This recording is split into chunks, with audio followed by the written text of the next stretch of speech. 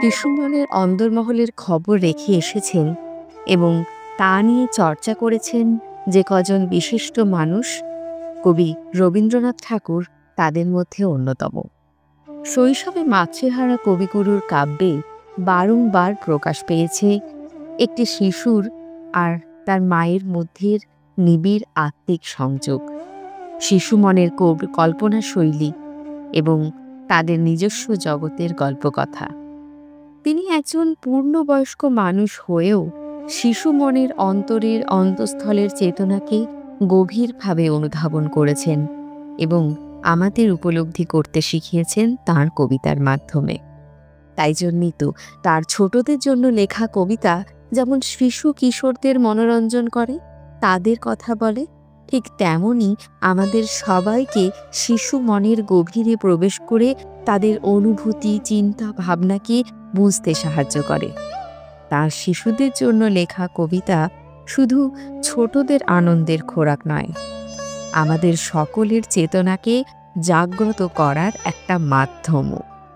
তার বিভিন্ন সময়ে লেখা বহু শিশুদের জন্য কবিতার মধ্যে একটি কবিতা কথা বীথিকার কথায় কবিতায় রবীন্দ্রনাথের আজকের নিবেদন।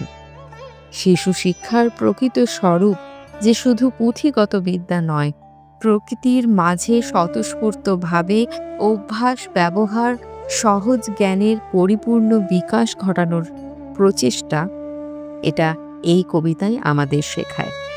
কবিতা পুতুল ভাঙা, কবি রবীন্দ্রনাথ ঠাকুর।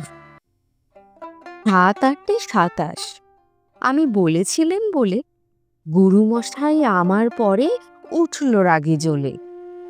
মাগো, তুমি ৫ পয়সায় এবার রথের দিনে এই যে রঙিন পুতুলখানি আপনি দিলে কিনে।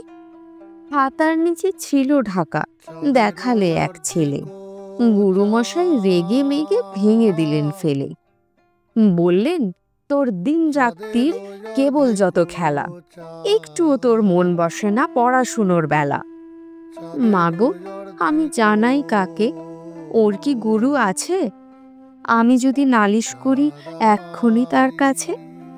কোনো রকম খেলার পুতুল নেই কি মা ওর ঘরে? সত্যি কি ওর একটু মন নেই পুতুলের পরে? সকাল সাঁঝে তাদের নিয়ে পড়তে গিয়ে খেলা, কোনো পড়ায় করেননি কি কোনো রকম হেলা? ওর যদি সেই পুতুল নিয়ে ভাঙেন কেহ রাগে, বল দেখি মা, ওর মনে তা কেমন তর লাগে? তুমি